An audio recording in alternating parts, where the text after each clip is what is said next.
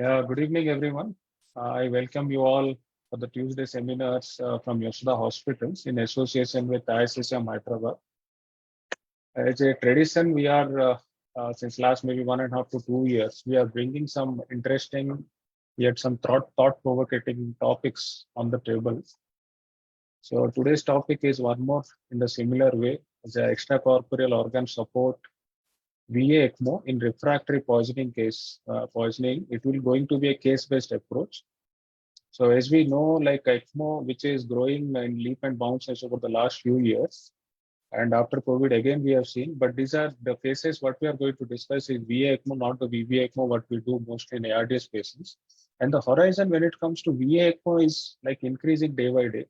The things which used to be contraindicated or relative contraindication when it comes to like sepsis and all those things are nowadays an indication for ECMO. So this is going to be interesting. We'll try to make it more as much as interesting possible.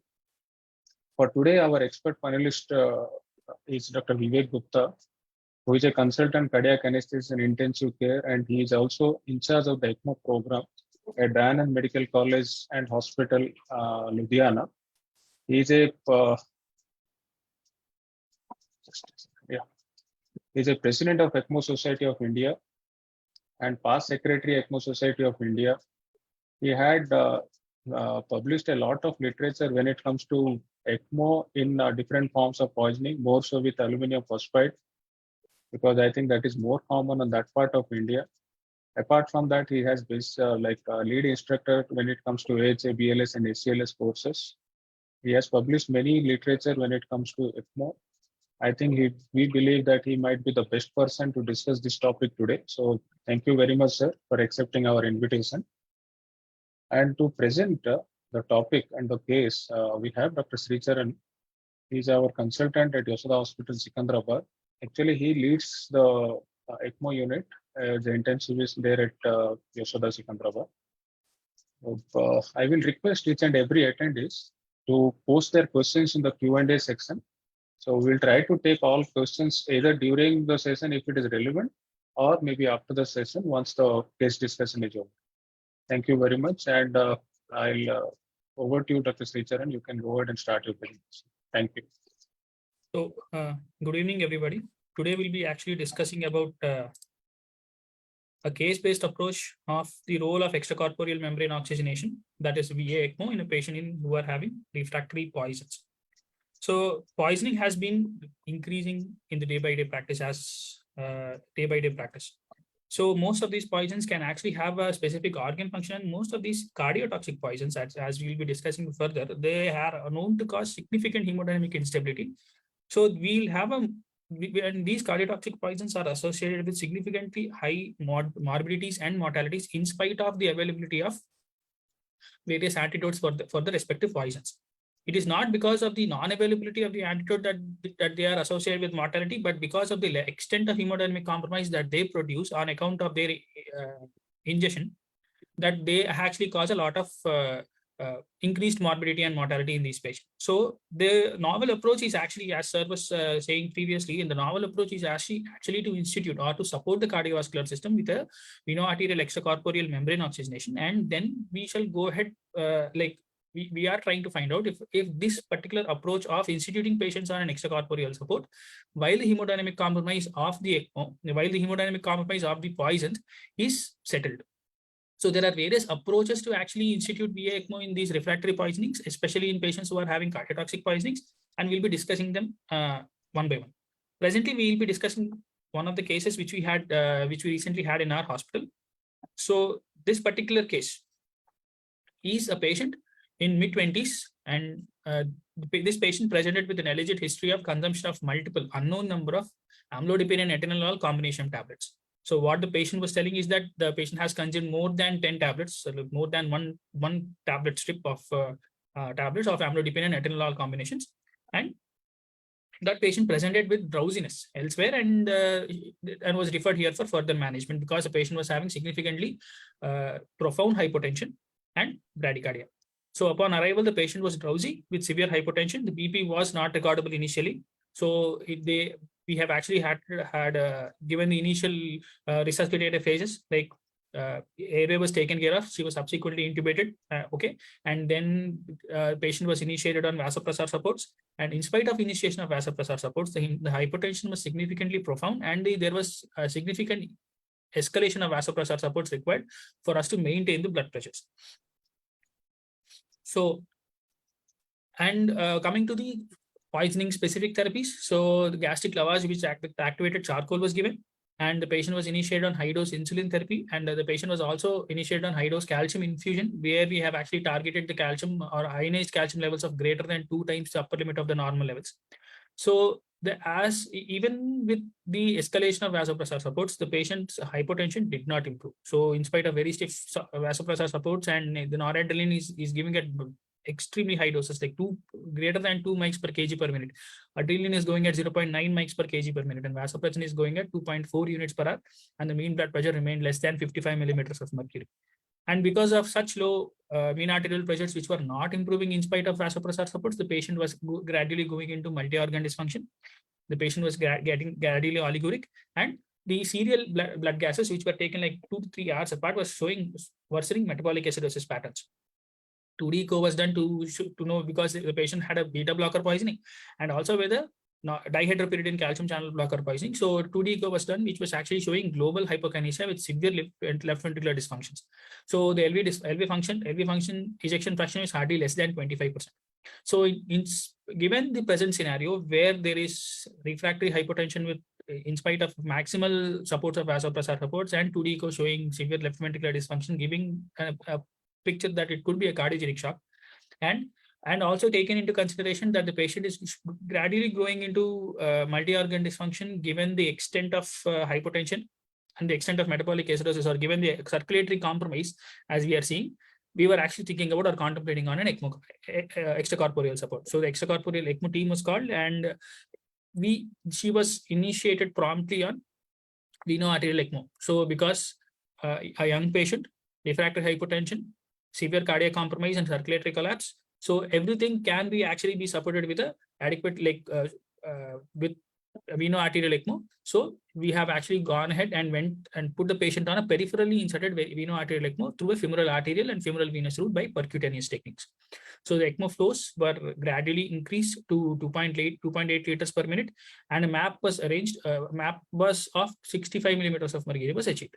However, because of oliguria and severe metabolic acidosis, where the pHs were hardly above 7.1, she was initiated on CRRT support, and CRRT support was initiated via ECMO. So then, after the MAP was achieved, after the acidosis or the metabolic component of the compromise was gradually corrected, the vasopressors were starting to get tapered down. So the vasopressors were gradually tapered, but however, the calcium infusion as well as the high dose insulin therapy, which were actually recommended for beta blocker and calcium channel blocker poisoning, was continued. So calcium infusion was continued, and a target of ionized calcium of 2 times the upper limit of normal levels. So in view of bradycardia secondary to beta blocker poisoning, her heart rates were actually fluctuating between 50 to 60 per minute. So in order to increase the cardiac output, so she was started on low dose isoprylene infusion to maintain a heart rate of above 70 per minute. So then gradually vasopressin and adrenaline infusions were tapered off, and the patient was maintaining on minimal noradrenaline support. However, because of the relative improvement after 1 cycle of CRRT, she started pouring urine. Her metabolic component or the metabolic acidosis has come down. The patient was awake, oriented. So the ventilator support was continued, and because the patient was requiring only minimal amount of noradrenaline support, she was given a trial of ECMO, and because she was actually tolerating of ECMO supports, she was decannulated of ECMO support by day 4, and she was weaned off vasopressors completely by day 5, and subsequently she was extubated on day 5. So there was a good recovery of that patient from that time onwards. So she was shifted to step down on day 6, and by day 9 she was discharged home. So this case actually gives us the idea of about how a patient who is actually having poisoning induced or acute poisoning toxicity induced severe cardiovascular collapse can be supported with a VA ECMO support. So this is one of case in our center where we were able to salvage this patient given the state of poison. But what does the literature say about it? To actually take the discussion further, we wanted to discuss what does the literature say about it and what are the various other evidences which we can say, which support or oppose the view of instituting a patient on extracorporeal supports for a patient who is in acute cardiotoxic poison. So what are the various cardiotoxic poisons we actually see in our day in and out in ICU are? So drugs which are supposed to have a membrane stabilizing activity, but if they are taken as a lethal dose, they are known to have severe cardiotoxicity. So what are the various drugs? Are the Vaughan-Williams class 1 antiarrhythmic drugs like flecainide, diazopyramide, sebendazole, propafenone, quinidine, beta blockers like topronolol, acebutolol, nadoxolol, pindolol, or tricyclic antidepressants or polycyclic antidepressants like imipramine, desipramine, amitriptyline, selective serotonin uptake inhibitors like citalopram, venlafaxine, dopamine and norepinephrine uptake inhibitors like bupropion, antiepileptics including carbamazepine, phenothiazines like opioids, anti-malarial drugs, especially chloroquine and quinine, or anesthetic or recreational drugs, including cocaine. So these are the drugs which are known or potentially known to cause severe cardiotoxicity, and they might even cause a significant cardiovascular collapse. So other of the poisons which can, non-drugs poisonings which can cause significant cardiotoxicity include aluminum phosphate poisoning also. So what are the various supportive therapies? So extracorporeal membrane oxygenation is supposed to be an end stage support. So, and of course, early institution the idea is to actually identify those patients who are fit for ECMO or who might be requiring ECMO, because if we wait too much for the patient for initiation of ECMO, and if the metabolic syndrome starts, like the vicious cycle starts where the patient might go into multi-organ dysfunction, thus causing total circulatory collapse, even instituting them on ECMO at that particular time would prove significantly risky, and it is associated with significantly high risk. So these patients have to be identified early. However, all the patients who come to us with a cardiotoxic poisoning should be receiving supportive therapy and also be requiring specific antidotes. So what are the various supportive therapies we know is including volume resuscitation. So if the blood pressure is less than 100 millimeters of mercury, the patient might be requiring fluid boluses of 500 ml to 1 liter. The patient will require intubation plus mechanical ventilation. In case of a beta blocker poisoning, atropine of 0.5 milligrams IV boluses need to be given if the heart rate is less than or equal to 50. Or in case of tricyclic antidepressant poisonings or everything where the QRS is greater than 0.12 seconds, then sodium bicarbonate is given. Or we have to try to obtain the arterial pH to above 7.5. Adequate vasopressor supports like epinephrine or norepinephrine, or the use of phosphodiesterase inhibitors, like it is not completely advisable or it is not completely recommended, but they can be considered if nothing else is working. Or in case of specific cardiotoxic poisonings, we can actually use calcium salts, like in case of calcium channel blocker poisoning, where we use calcium salts, the recommendation is to maintain 2 times the upper limit of normal level of ionized calcium levels. So if the patient is having beta blocker poisoning, dopamine or isoprotenolol can be used. However, their doses might vary given the beta receptor blockade. The dopamine and isoprotenolol given beta agonists, their dose might be increased. Higher doses can be required in order to maintain common heart rate levels. Glucagon boluses are seen in, or continuous infusion of glucagon is seen in beta blocker and calcium channel blocker poisoning, or high dose insulin therapies. Adequate dextrose infusion is to be required in calcium channel blocker poisoning. So what we are, these particular therapies or antidotes are not pharmacological antidotes in the sense that they are not directly antagonizing the drug per se. So whatever we are trying to achieve here is to achieve a competitive antagonism of the respective drug. We are trying to give the substrate of the receptor to such an extent so that it causes competitive antagonism of the offending drug. So they are not direct molecular or chemical antagonists. So their effect can be, their effect can be a little unpredictable. So if the patient is also having a significant cardiovascular collapse during this particular point in time, in spite of supportive therapy and antidotal therapies, then an extracorporeal support is always recommended. So to actually summarize, if there is a suspicion of life-threatening or persisting cardiotoxic agents, if there is life-threatening arrhythmias or life-threatening conditions which can cause heart rate less than 50, QRS greater than 120 milliseconds, arrhythmias, myocardial dysfunctions, it is always better to refer the patient to an ECMO center or an ECMO unit or the ECMO team. At the same time, the supportive treatment with fluid optimizations, catecholamine infusions, electrolyte disturbances, mechanical ventilations, and activated charcoals, everything have to be considered, including specific antidotal therapy. And we have to always monitor the hemodynamic status. The hemodynamic status can be used, like it can be functional hemodynamic monitoring or an advanced hemodynamic monitoring, where we are trying to achieve, where we are trying to see the cardiac output by pulmonary catheterization, PICO, echocardiography, etc. But if the patient is significantly sick with high vasopressor supports, and we know that the patient is actively deteriorating in spite of maximal therapies, then it is always go for the next step in management, namely ECLS. So if the patient is having a refractory cardiac arrest in these patients, if the patient is having a refractory cardiac arrest not amenable to CPR, it is always better to go for an ECPR or an ECLS induced, like ECLS. If the patient is having a cardiogenic shock with life-threatening arrhythmias, also extracorporeal life support is recommended. The patient is having refractory vasoplegia. The role of ECLS is questionable, but it is not contraindicated. So we can actually even consider ECLS in patients who are having refractory vasoplegias. Of course, they will be requiring higher than normal flows in these patients. So what are the various evidences which we have? So we know that theoretically speaking, the patient who is having a significant myocardial dysfunction or cardiovascular collapse secondary to a poisoning, what is the role of ECLS? That we know now that the ECLS is going to help these patients. So what does the existing evidence say about this? Unfortunately for us, the existing evidence is not in the form of a very robust randomized control trial anywhere. So it is in the form of animal studies. When it comes to human studies, these are always probably retrospective observational studies, or at the most case studies or case series. We don't have a robust randomized control trial or good evidence for us to say that these patients will require an extracorporeal support with significant confidence.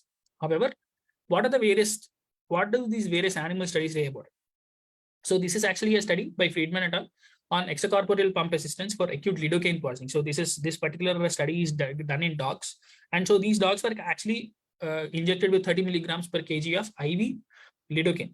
So of the 16 dogs, like 8 dogs were given ACLS support during the first 90 minutes, and the other 8 dogs were treated conventionally with ventilation, vasopressors, cardioversion, and antiarrhythmics. So the result is that all dogs in the ECLS group survived, compared to only 2 dogs in the control group. So this can actually say that the ECLS has had a significant role in the improvement of mortality in a patient in dogs with acute lidocaine poisoning. Coming to another animal study by Larkin et al. So this is an experimental amitriptyline poisoning. So with treatment of severe cardiovascular toxicity with cardiopulmonary bypass. So here 20 swine were actually given receiving 0.5 mg per kg per minute of amitriptyline until blood pressure dropped below 30 millimeters of mercury for 1 minute. So this is near lethal toxicity. So among the 20 swine, ECLS was 10 animals received ECLS, whereas the other 10 received conventional therapy. So where 10 out of 10 of the ECLS group survived, 9 out of 10 died in the conventional treatment group, which can actually say that the extent to which ECLS has been helpful in these patients. However, so there are certain pitfalls or drawbacks when it really comes to these interpreting these animal-based studies. What is it is that since these patients, since these animals were actually injected with lethal or sublethal toxicities, sublethal doses of known cardiotoxic drugs, they were instituted on extracorporeal support almost immediately after their injection. So actually, if you can see in the previous study, so ECLS, these dogs who are actually receiving 30 milligrams per kg IV lidocaine, they received ECLS support within 90 minutes. So this is not quite practical when it really comes to human or in-hospital settings, where we will be trying to resuscitate the patient and trying to give adequate antidotal therapy. So instituting a patient on ECLS within 90 minutes of presentation to the ER with an acute or sublethal toxicity is something of not so easy for us to practice. So given the same thing in here also. So all these animal studies were done where ECLS was instituted almost immediately after their toxicity or after their poisoning. So that particular time interval might have actually helped these animals to recover so fast after an ECL, after the acute cardiotoxic drug poisoning. Why? Because given the extent of the lower time limit with which they are having circulatory compromise, the chances of these animals going into multi-organ dysfunction secondary to circulatory shock is quite remote. So how do we actually extrapolate it to human studies? So this is actually a study which was done by Doblin et al. So this is an extracorporeal life support in severe drug intoxication. So it's a retrospective cohort study of 17 cases. So these 17 cases were over a 10-year period. So among these 17 patients, everybody received ECLS with a centrifugal pump and a hollow fiber membrane oxygenator, which we use now. So most of these are ECLS was performed in OT, and some of them are performed in the ICU as well as in the emergency department. So we can actually see that among the 17 patients, they were actually quite sure that 15 patients were weaned off ECLS. So 15 out of 17 people survived till the weaning of ECLS supports, whereas 13 people were discharged to hospital without any sequelae. So this is quite a good number of patients who have received significant amount of, or like if you actually see that these among these 17 patients, there are also patients who are having prolonged cardiac arrest and refractory shock following a drug overdose and not responding to optimal conventional therapies. So given this scenario, if 15 patients are able to survive ECLS and 13 patients are able to survive till hospital discharge, that is quite a good number of patients who have tolerated ECLS in these patients. And even if you actually see, the mean duration of an external cardiac massage also was significantly high. So these patients have received cardiac massage for greater than 90 minutes. So in these poisonings, so what is the postulation was that probably the hypothermia during the initial transport of the patient and everything might have helped this patient to tolerate significant amount of low flow state. So because the external cardiac massage during this time is significantly higher than our conventional CPRs. And there is also that the time to ECLS implantation was around 1 hour, and ECLS duration is only 4.5 to 4.5 plus or minus 2.5 days. So that is actually collaborating with what case we have had here. So where the patient was successfully decannulated by day 4. But this particular case or particular case series, cohort study of 17 cases is associated with significantly high complications. So this patient had there are 6 patients who had limb ischemia. There is a patient who is having femoral thrombus. There is an IVC thrombus in 1 patient, and there is severe bleeding at the site of cannulation in 2 patients.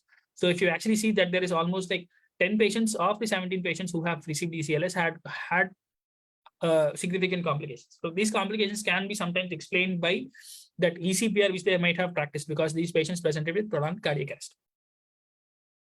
Now, if you actually see that the comparison of survival in the patients with ECLS for severe poisoning due to drug intoxications, so this is among the 35 patients. So these patients had like 62 patients were actually included in this study, and among the 62 patients, 35 patients like survived. So 56% of the people survived here, and here among all the patients, like all the 62 patients have received vasopressor support, fluid loading, and all the other comparable histories. They were also having comparable SAPS2 scores, SOFA scores, and everything, including Glasgow Coma score and need for mechanical supports. So among these 62 patients, 35 patients, that is 56% of the patients survived. Among which, if you actually look at the cohorts, ECLS patients, 86% survival is seen in ECLS patients, whereas 48% survival is seen in non-ECLS patients. So this is actually statistically significant, where we can actually see that the p-value is 0.02. So none of the patients with persistent cardiac arrest survived without ECLS support. So all these patients who had persistent cardiac arrest, they survived if and only if they received ECLS support. But based on data, beta blocker intoxication was associated with lower mortality. And there is also in multivariate analysis, the SAPS2 and beta blocker intoxications, ECLS is associated with significantly lower mortality. So these studies also show that timely ECLS administration in patients with severe cardiotoxic drug poisoning is associated with improved survival in these patients. So this is actually a series of various case series or case reports which are published over time, where with various cardiotoxic drugs, we can actually see beta blocker poisonings like acebutolol, metoprolol. We have tricyclic antidepressants. We have non-dihydropyridine calcium channel blockers.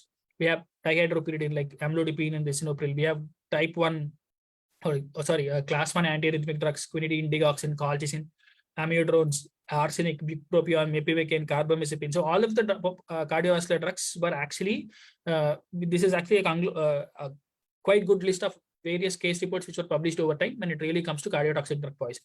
So many of these patients were actually instituted either on peripheral VA ECMO or a central VA ECMO. If you actually see that these patients, when it comes to survival, many of these case reports are actually reporting significantly improved survival with institution of timely veno-arterial extracorporeal membrane oxygenation. So if you actually see the comparison between a central versus a peripheral VA ECMO, it is not much different. So a peripheral VA ECMO in these patients is as good as a central VA ECMO when instituting patients on extracorporeal supports for severe cardiotoxic poisonings. So this is actually one of the study from India. So where the outcome of patients supported by extracorporeal membrane oxygenation for aluminum phosphide poisoning. So we can actually see that it is a high risk group. So the mortality was significantly lower in the patients who received ECMO support compared to those who received conventional therapy. So we can actually see that the mortality in ECMO group is very less, like 33.3%, whereas in conventional group, the mortality is as high as 86%.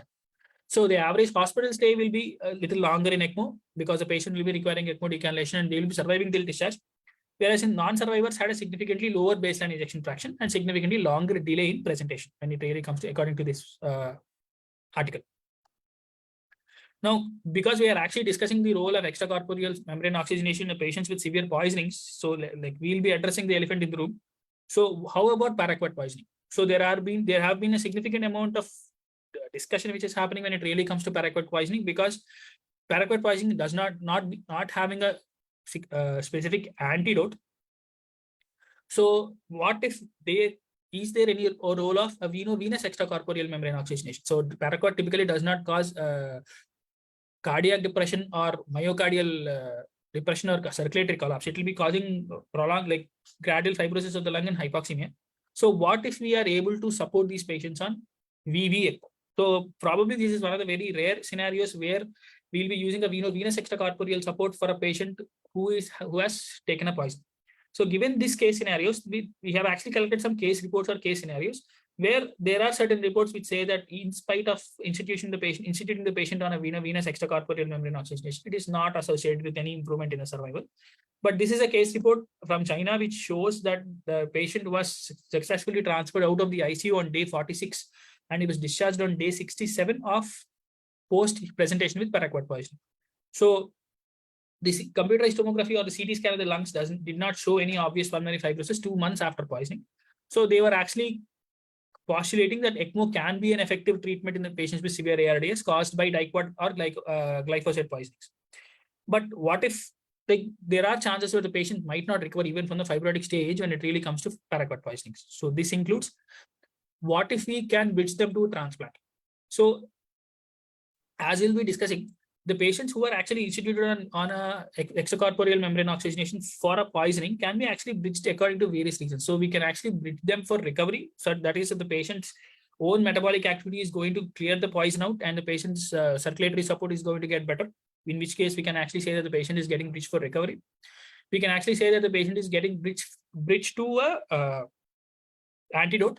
So there are certain antidotes where, like if the patient is having significant digitalis poisoning, even though we know that the digitalis glycosides antidote is those antibody Fab fragments, which are not so quite available, in spite of the fact that the Fab fragments are significantly,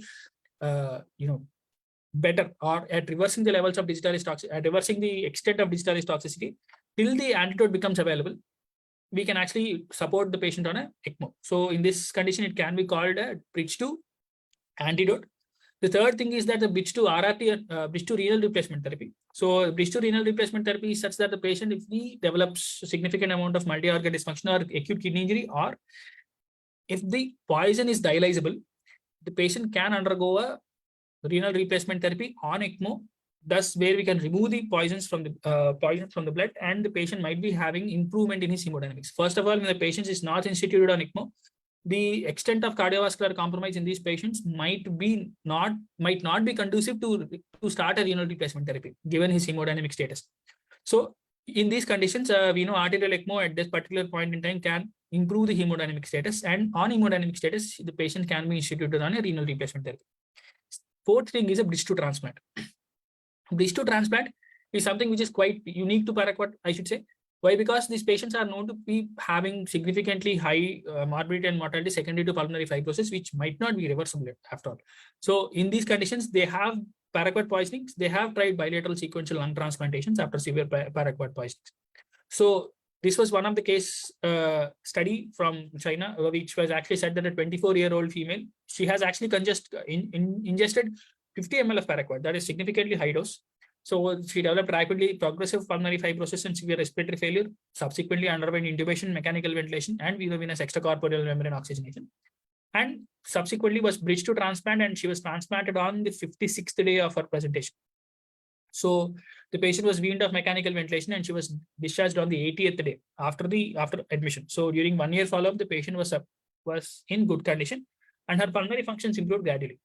So what might be the the factor which is actually influencing, because there are other case series or case scenarios where they say that in spite of first paraquat poison, where they did a single lung transplant, did not actually survive beyond 2 months. Why? Because they were actually saying that they were able to find out traces of paraquat in the transplanted lung.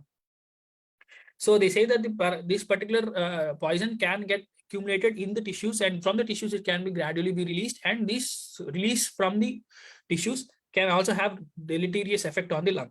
So what is the optimal time, if at all we have to consider a lung transplantation in the patients with severe paraquat poisoning, is a question. So they were actually, so this is one of the study which was trying to answer that question. So the tissue concentration of paraquat on day 32 after intoxication and failed bridge to transplantation. So they were actually trying to bridge a 23-year-old Caucasian man post paraquat poisoning to as a bridge to transplant, but the patient died 32 days after paraquat injection before a suitable organ donor was found. So these people, they were actually trying to identify the levels of paraquat from the blood and as well as from the tissue specimens. So these people did not have any identifiable paraquat concentration in the lungs or in the tissue. So they were actually wondering that if this patient, if he would have survived a transplant, probably he might have survived a transplant also. Why? Because there was no circulating paraquat levels in his blood. So even in the other study which I was actually telling you, they were in this particular study also, the authors were wondering that because they have actually transplanted the patient on 56th day, that is significant delay from the presentation to that of the transplant, might have cleared the paraquat from the body, and that might have actually played an important role in the survival of this patient. So does lung transplant in paraquat actually help? So the first attempt of single lung transplantation was reported in 1968, but it was performed quite early, that is 7 days after paraquat poisoning, when there are still detectable paraquat levels in the blood. So it is also present in the expanded lung. So 2 weeks after transplant, the patient died from respiratory failure. So but even the post-mortem histopathology findings from the recipient allograft also showed similar paraquat-induced fibrotic changes. So it is indicating that the recurrence of fibrosis by paraquat released from its body stores. So what about successful things? So this was actually, I was talking about, Walder et al. Reported the first successful single lung transplant performed 44 days after paraquat injection. So there were no signs of recurrent pulmonary fibrosis in the allograft, and the patient survived at least 1 year. However, this patient had significantly low paraquat levels during the time, because the paraquat levels were not detectable from the serum as early as day 4 after paraquat injection. So probably circulating paraquat levels in the blood is what is actually influencing our decision to either go for a bridge to transplant or at least give a trial for bridge to recovery. But we do not have, whatever we have actually been sharing here are one-off case reports, not even case series, one-off case reports. So they don't carry a robust evidence for us to confidently say that ECLS as well as lung transplant is a solution to paraquat poisoning. So with this, I actually conclude my talk. Thank you. Thank you, Charan. I think it was very extensive search of the literature and all. And I should congratulate you to save one life. It's most probably young patient might have died if not have started extracorporeal therapy or VA in this case in the right time. Thank you. To proceed in the session, so, Vivek sir, can I ask you one thing? I think one of the slides what you have shown is Indian literature when it comes to aluminum phosphide is one of, in that you are one of the author. Yeah. Can you just share your experience when it comes to different poisoning, including aluminum phosphates? So this is pretty old paper. We have published a paper after that also. So far, we have an experience of almost 108 cases. In fact, today we have started 109th case of aluminum phosphide, which includes not only aluminum phosphide, but few of these beta blocker and calcium channel blocker, and some unknown poison as well. Probably he has taken some intoxicant, some maybe some drug or something, and that he collapsed after that, and he required. So that was a known poison. We never knew that what exactly it was. So we have an experience of almost 108, and survival is close to 65 to 70% throughout the means, considering all complications and everything in the beginning, and now we have a minimal complication when we go for the peripheral VA modes. The few things I would like to say, like in poisoning is remained an area which was unsearched in terms of ECLS support. Because there is a vast difference in the poisoning if you talk about the world. If you look at the Western world, the commonest poison is the drugs, either of the analgesics, cardiotoxic drugs like a beta blocker and calcium channel blocker. But if you look at the India, Pakistan, Iran, or Asian countries, so the commonest poisons are basically a household poison, like these aluminum phosphide or paraquat or any other which is being chemical being used in the field or being used at a home. This is one of the big difference. That's why we cannot just extrapolate what we are seeing at Western world. Second, which I would like to say, you showed two papers actually. In one, you showed 14 cases, survival of 14 cases. That second was a series which was compared. Actually, these two papers are from the same institute and they have used the same data. Yeah.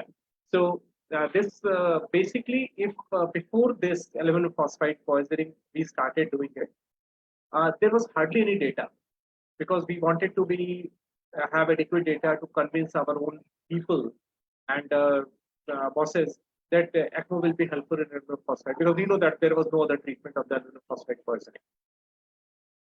So there was no data to be seen. And all these, like they showed 14 cases, all these are from the different poisons, like some are the these calcium channel blocker, beta blocker, some other drugs also. Only drugs and multiple drugs, chloroquine poisoning or these digoxin or so many poisons. So we can never be sure. So we have this data for the single poison, and it is now more than 100 cases we have so far. And we can robustly say that there is a definite benefit with the support of ECLS in all these patients. Only thing, it is the right time when you have. Because till when the shock goes irreversible, then possibly it is also. Because it takes long time, by that time you started seeing the problem that there is a GI hemorrhage, acute kidney injury. Obviously, the most of the cases of aluminum phosphide poisoning, they have acute kidney because this is the phosphine which attaches with not only the myocardium but also to the kidney, liver, and other organs. So we can have a multi-organ involvement. If we talk about aluminum phosphide per se and overall poisoning, ECLS is going to be helpful in any form. The only thing, we have to choose the right patient. In our practices, we have gone one step ahead. If I talk about the calcium channel blocker poisoning, or we talk about aluminum phosphide poisoning, the moment patient comes, we quickly evaluate these patients. The moment I get a call that this patient might be a candidate for ECMO because it's a poisoning and he's having a hemodialysis. So we quickly look at the blood gases, we quickly look at their cardiac functions. If the ejection fraction is above 35% in any situation, and vasopressors are moderate, not very high, and they have the severe metabolic acidosis, signs of tissue hypoperfusion, lactic acidosis. So we prefer to do CRRT in these cases because most of the time what happens, we break this vicious cycle of the metabolic acidosis, which is leading to a cardiac dysfunction, and cardiac dysfunction, which is worsening the tissue perfusion and leading to a metabolic acidosis. So in aluminum phosphide, we have done almost 17 cases with the CRRT. So everybody was feeling that this is the case of CRRT for ECMO. This is the candidate for ECMO, but we managed to do with the CRRT. So I'm talking about 109 cases plus 17 cases, and 2 cases we did in the calcium channel blocker. We went these beta blocker poisoning. Sorry, beta blocker poisoning. What happened? They had the bradycardia.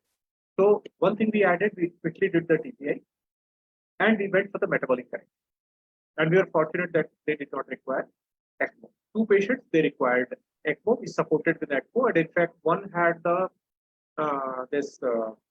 ARDS also during the course. So we have to switch your VA ECMO to the basically to a VAVA to support the lung as well. Probably part of the cardiac failure and some part of aspiration during the course, possibly the ARDS wasn't. So this is a very dynamic thing, and as he rightly said that this can be most of the time bridge to recovery, but there can be bridge to antidote, especially for the digoxin, because these antidotes are very costly and they have a very short shelf life, less than 6 months. So you can't keep this antidotes. And third is the for any toxin where you can dialyze it if dialyzable.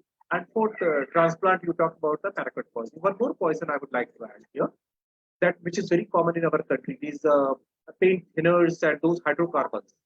Once somebody aspirates this and he's having a ARDS, which is not responding to the conventional ventilation, those patients are also a very good candidate for putting them on VV ECMO for short term, maybe 7-8 days or 10 days, and they recover very quickly. Because by that time the hydrocarbon just gets detached, because these are organic hydrocarbons, they quickly metabolize in the body. But till the time we have to support, we can support these things, which is very common in our country. So this can be another potential area for doing the ECMO. So these are the common places because we come across with a lot of poisons in North India, and I'm sure there also you must be coming across with a lot of poisons. So now the trend is changing. People are taking a lot of drugs rather than taking these chemicals, but still the number of chemical poisoning is much higher in our country. Thank you, sir. Thank you very much. I think whatever we have seen, like whenever we are starting VA ECMO, most of the time to support the heart, and we believe that it is going to recover, they recover early. The time frame is usually around 7 days, or most of the time is around 5 to 7 days. Like in this case, what Charan has also told about the case. One thing, like when we are thinking of VA ECMO in a cases, like in this case, what Dr. Charan told about the case, there is a question: can we try the IABP before VA ECMO in these cases if there is cardiogenics? Or have you tried? We have tried in aluminum phosphide. We have tried a lot before starting ECMO. IABP has been tried a lot, and if you look at the literature, people have shown, but it is of no use, to be very honest, because this is so rapidly progressive. Because see, we have to understand what kills in poison. When there is a poisoning, what is the killing factor? One is the cardiovascular collapse, the tissue hypoperfusion. Probably IABP is not able to support that much of the cardiac output. It will only support the heart, not to the other organ. So tissue perfusion will improve up to a certain extent, but not to the extent which we want. Second, if there is a arrhythmia, suppose it is very common in aluminum phosphide, almost I'll say 12 or 14 cases where we did ECPR before putting them on ECMO. Because aluminum phosphide, they have a ventricular fibrillation, it is resistant to shock or medications or anything. So these arrhythmias, if the arrhythmia is there, then IBP is not going to help. And in fact, on ECMO itself, we had arrhythmia, and we gave almost 300-400 shocks over a period of 24 to 36 hours in these patients, aluminum phosphide patients, and they responded very well. Means once they recover, once the toxin is out of the body, they recover and they recovered completely. Means after 6 months, you don't realize that they have any cardiac dysfunction as well. So these because most of these patients are young, that's one of the very positive things, with no comorbidities. And once the toxin is out, their recovery will be very fast. So IBP may have some role, but still we do not have any evidence, because whatever the study shows, it is limited to the case report. And we understand the case reports only we write a successful reports. We don't write failures. So if 20 failures are there and we have one success, probably it's better to use a modality where the success rate is much higher. Nicely put forward, sir. One more thing, actually, let's say, sir, few poisons, they can have both vasoplasia and maybe cardiac involvement also. Let's say the predominant thing is vasoplasia. So for the interest of the students, I'm asking the attendees. So if you believe vasoplasia is the prominent thing because of which patient is having hypotension and cardiac dysfunction is not that significant, or maybe let's say that mild to moderate LV dysfunction, not a severe LV dysfunction, in those cases, do you prefer to go for VA ECMO or some other model? No, I do not prefer to go, because if there is a vasoplegia or vasodilatory shock, truly speaking, the peripheral VA ECMO will not going to help. We have seen, like in cases of, let's go beyond the poisoning, we see these patients who are having vasodilatory shock, especially the septic shock, if we say, right? So what happens? The need of the supporting flow is very high. Suppose the patient's intrinsic cardiac output say 50 liter, and you want to support say 50% or 60% of that. So you need a flow of almost 7 liter, 8 liters sometimes, which a peripheral VA ECMO cannot achieve with a flow. Even you put a cannula of 19 French at the arterial and 27 French at the venous side, you can't. So you have to have the central VA. So central VA ECMO, theoretically, it is beneficial. But if you look at the how much blood will be required, how much will be blood loss, because you can't, even if you do the sternotomy and you close it also and you take out the these tubings from side, still there is a lot of blood loss, use of blood and blood product, and a lot of complications are associated. So I will never prefer, if there is a vasodilatory shock, my preference will not never be a VA ECMO. I'll try to manage this patient with the vasopressors, including all these norepinephrine, vasopressin, or sometimes, if required, methadone.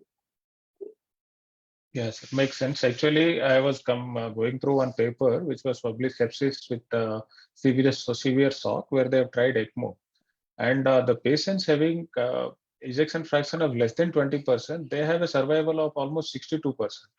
Whereas ejection fraction is more than 35%, that survival rate came down to 30 or 32%. And overall survival they've seen in that trial was around 38 or 39%, close to 40.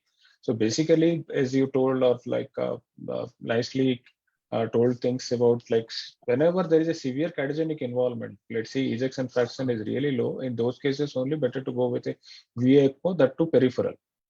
Then like few of the complications when it comes to VA ECMO, like may not be that prudent when it comes to a patient having severe LV dysfunction, but still we see LV distension and pulmonary edema, which is one of the commonest and maybe rare thing what we see when it comes to a patient in VA ECMO. How many cases you have seen? How you deal with it? Yeah, LV distension is a big challenge, especially when patient is EF is very low, say, and aortic valve is not opening. Our patient is having a persistent ventricular fibrillation, and there will be LV distension.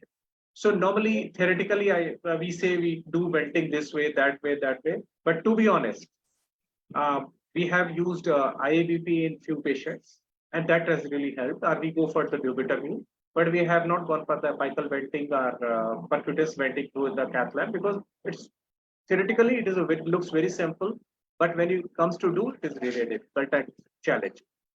So we prefer to put an IABP or do the dobutamine if we feel that there is a LV distension.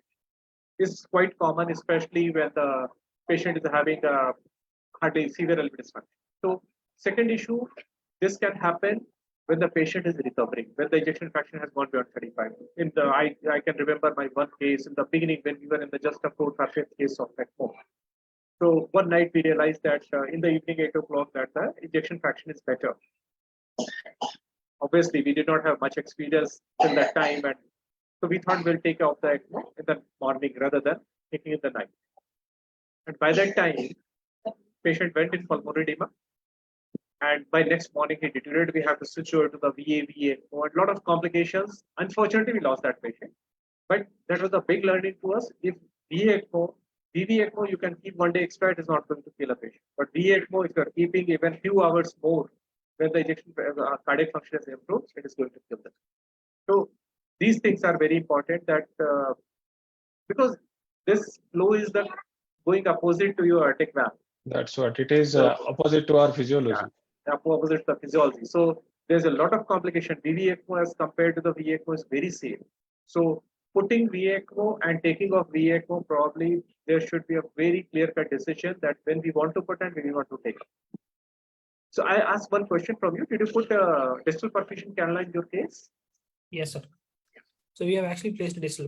Percutaneously, we have actually put a antegrade cannula, retrograde cannula, and the venous cannula. So we usually put percutaneous cannulation we do in VA ECMO only in the ECPRs.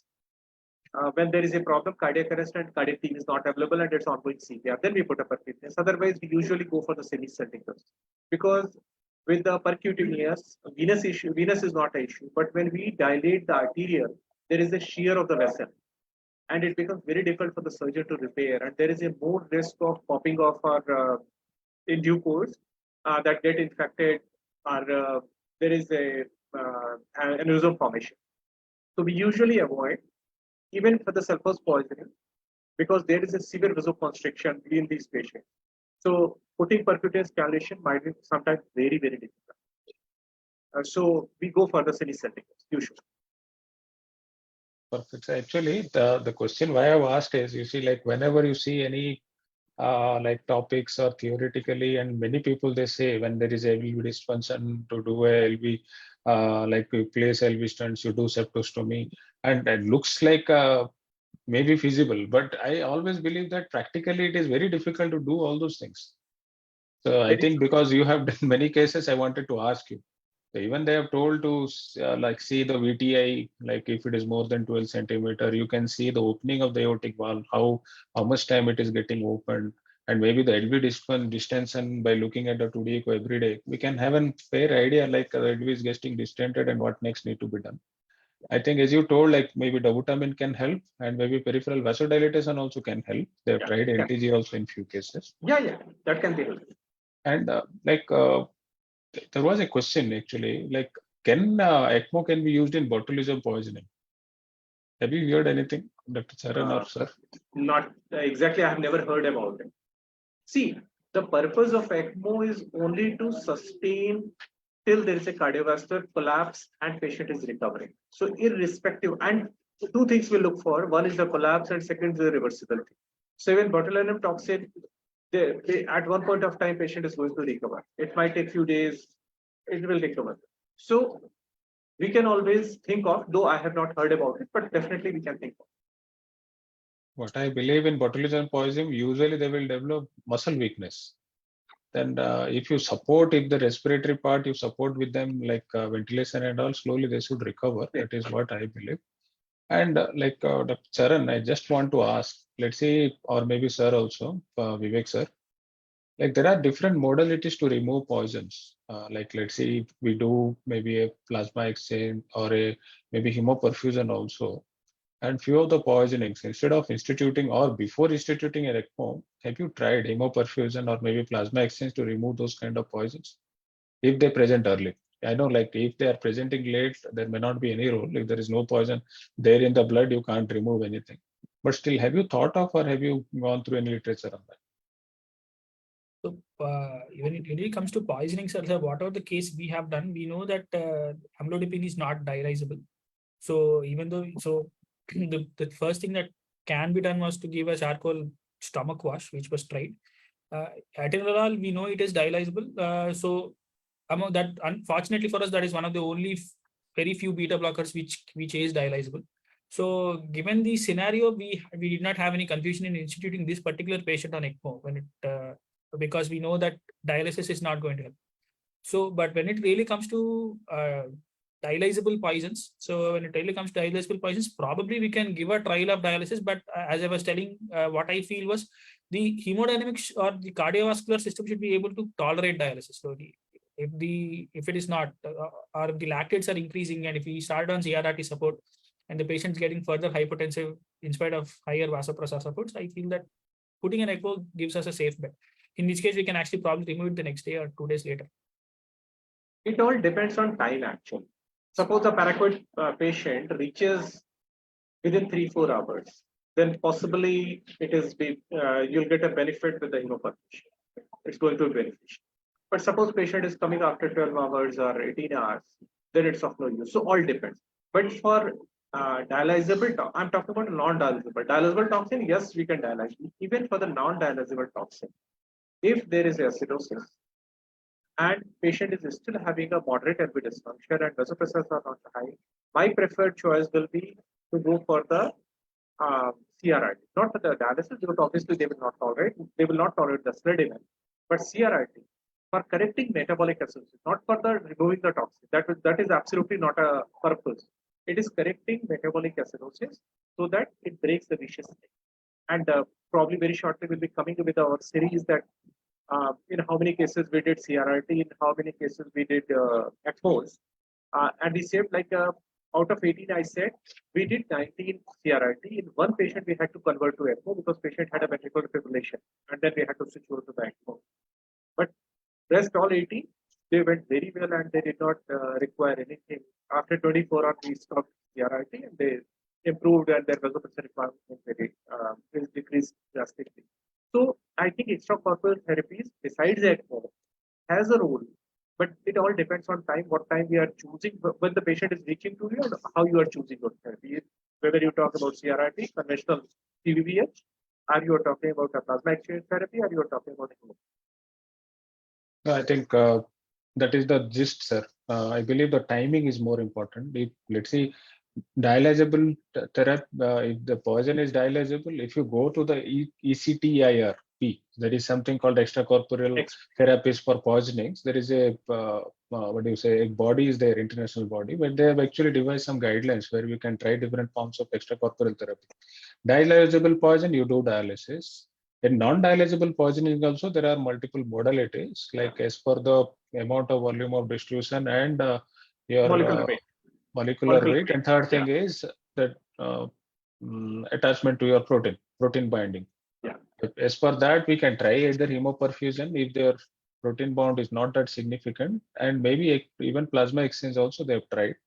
But yes, it's not been tried in all extensive poisoning cases, and they need to present early. And second thing is, if is Dr. Charan and you are also like Dr. Vivek, the same thing they are telling, if the patient is hemodynamically very much unstable, you may not get time to do all those things. But yes, if they are presenting early and hemodynamically relatively stable, we can try those modalities also, because it will be cost effective, and we can see maybe they may not land up in a ECMO in future if we can remove the poison early.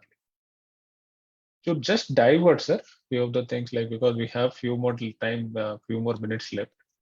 Apart from poisonings, so in ICUs we see mostly severe sepsis, septic shock, and in septic shock, apart from vasoplegic, we see a lot of cardiogenic shocks also. As I've told, if the EF is very less, we can initiate ECMO. What is your experience when it comes to severe sepsis with cardiogenic shock and maybe septic shock both combined? There are only two conditions in sepsis and septic shock when the ECMO is useful. One, when, as you rightly said, that there is a myocardial dysfunction. When the ejection fraction is less than 30% and patient is in cardiogenic shock, tissue perfusion is compromised, it is an indication to start a VA. And second, VV ECMO, when there is a sepsis-induced ARDS. ARDS. So these are the two strong indications. If there is a vasoplegic shock, definitely it does not have anything, because we can't achieve that amount of flow, whatever is required for actually to achieve adequate tissue perfusion. So these are the two conditions where we routinely use ECMO when there is a severe myocardial dysfunction or patient has developed ARDS. Like one pregnant lady, we published a paper also for that case report. One pregnant means post-cesarean. Patient was doing fine and suddenly she developed pneumonia and progressed to ARDS. She was intubated, proning, high ventilatory support, everything was done, but she was not maintaining. She was young and otherwise absolutely healthy. So we put her on VV ECMO for around 8 days, and she was discharged on day 13th or 14th from the hospital where she was on. So this is means those patients are a good cases where you can use them. Actually, we had a similar case, sir, but we could not publish. I think we can also think of publishing that. Severe peripartum puerperal sepsis. She landed up in peripartum cardiomyopathy, severe LV dysfunction. She went into pulmonary edema plus some component of ARDS also. As you told, like, we have tried proning for a day. We proned her, but the shock worsened further. Then we have initiated VA ECMO. And actually, I could decannulate her on day 5 of ECMO. Her cardiac function improved to around 35-40. Actually, I planned to extubate the day. I've decreased the flow, and the night time, early morning, I went in and decannulated. I could not wait. I thought I should not wait in this case before she end up in some other complication, LV distension and all. As you told, in some aluminum phosphide poisonings, you have tried eCPR also. I think eCPR is coming up in a very big way. I know in Indian scenario, actually the data, whatever I've seen in multiple places, they have tried eCPR in out-of-hospital cardiac arrest. I think in Indian scenario, out-of-hospital cardiac arrest will be difficult because the time, the people bystander CPR and all is not very good in India, and the time taken for a patient to reach to a hospital and reach to a hospital where it is ECMO equipped is like difficult scenario. But what about cardiac arrest in hospital? And in those cases, what is the role of like our ECMO, sir? VA ECMO. I'll tell you a story. We started ECMO in 2013 in September. And in December 7th, 7th December, we had a left main disease who was shifted from cath lab to the cath CCU. And they were just discussing for urgent surgery because it was a tight left main. And suddenly patient had a VA. We started with the CPR after 15 minutes, multiple shocks and everything, not reverting, obviously, because it was tight left. So I suggested them for my cardiologist that we should go on ongoing CPR. So obviously, it was alien for everybody that we did till the time we had experience of 3 or 4 cases. So I said we should do that. First, they did not agree. Finally, within few minutes, they realized it is not going to improve. Let's try. We just quickly talked to the family. And ongoing CPR, we shifted them to the ECMO. And femoral arterial sheath was there because they did the angio through femoral. And we placed the cannula percutaneously. And ongoing CPR, and we went on ECMO. The moment we went on ECMO, the complexes became wide. It was BF was very fine till the time, but it became wide. Then we took him to the cath lab. They did COBA for it, for that osteal left vein. And then we gave shock. Then organized rhythm started, and then patient recovered. On day 7th or 8th, patient was discharged home. Next morning, we removed the ECMO because cardiac functions were otherwise fine. So he improved and went home. So that was the first move. After that, we have at least 10 or 12 in the aluminum phosphide, and otherwise in cardiac patient 4 or 5. So we do it, and it is doable in the hospital. The only thing, time of activation and no flow time and low flow time, that has to be counted. Means you should be aware that what you are dealing with, because if the no flow time is high, even in a hospital sometimes happens that it got unnoticed and few minutes have passed. So if it is longer, then possibly neurological recovery and those things will be compromised. And even low flow time when you are doing CPR, that should not be too long. But in our case, it was close to 1 hour because obviously to activate team, to ask quickly, to prime the circuits and everything, it took almost an hour total time. So we were on ECMO after around 62 minutes. At 62 minutes, we were on ECMO. So, but yes, after that we did 3 other cardiac cases. One in the massive pulmonary embolism. That latter did not survive because of other reason. We were able to off ECMO, but he died of some other sepsis and other thing. But 2 other they survived. So it is doable. Out of hospital, still I'll say that it looks very fascinating, but it is very difficult because we are not so geared up or we are not so trained. I think there are trials or there are literature, whatever is published when it comes to ECPR, mostly from Prague. So Czechos, think actually now they are coming up with a bigger yeah, they are thing. a small country. So the issue is that they can reach their outreach programs and their ambulances. Those things are, their ambulances are well equipped with putting the patient on it. And actually refractory cardiac arrest and their inclusion criteria is 60 minutes. So if somebody is having a cardiac arrest refractory for 60 minutes also they can institute, and they have seen a good amount of recovery, including neurogenic. Actually CPC score of 1 and 2 means they have a no support or very minimal support required. So this is a very good outcome when it comes to ECPR. I think we need to pick up when it comes to ECPR, at least in hospital cardiac arrest.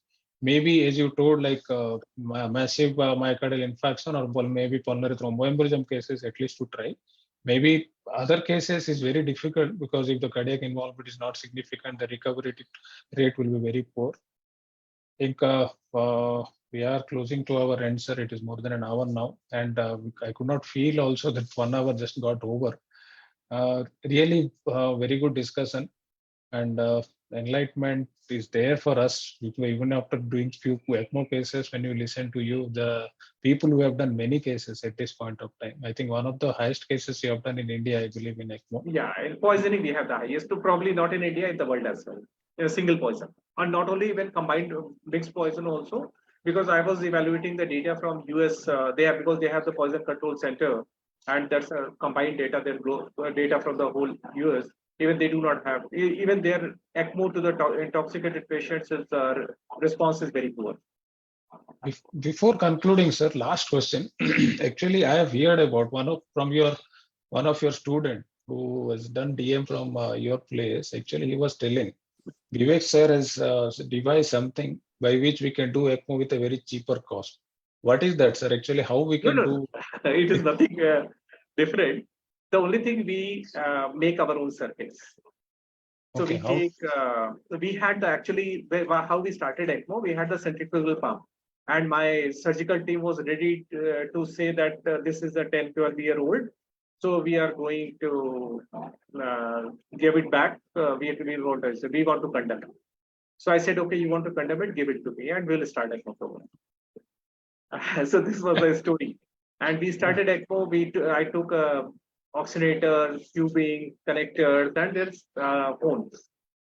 So that made the circuit in just 62,000, which actually is available in 1.5 or more than 1.5. Say Yeah, nowadays, it used to around 2 cost lakh. 2.2 lakhs or 2.4 2.2 lakhs. exactly. So in just 62,000 rupees before COVID, we used to make circuit. After COVID, yeah, definitely the oxygenator cost has gone bit up. So it is close to 1 lakh. So that's why we can reduce that. Other way, hospital support is there, so they do not charge much for that. But regarding oxygenators, sir, because it is like important for people like us to understand, to do more and more ECMOs, it has to be cost effective, because we know, like in India, cost is a very important thing when it comes to ECMO. So, like, do you get the oxygenator separately, sir? Because oxygenator separately we are not getting actually when we are trying Before to COVID, we were getting. Before COVID, we were getting, and still we get a few of the company, but the cost has gone up. Initially, we were getting from Highlight 6,000, 7,000, sorry, Highlight 7,000. That was costing us around just 42,000. And phone was around 8,000 rupees, so 50,000. Rest all connectors and everything you cost. So total cost was just 6,000 rupees for the circuit. And we have EPO machines, so there was no issue about the sterilization. We used to get sterilized and we used to use it. Okay, these circuits also used to do ETO, sir, after cleaning. No. We don't reuse. I'm talking about Okay. a new oxygenator. Once you have taken the tubing, you have connected everything. Okay. So you need to sterilize it. So there is no reuse. I'm talking about a new tubings, new connectors, new circuit. I mean, new oxygenator and phone. Okay.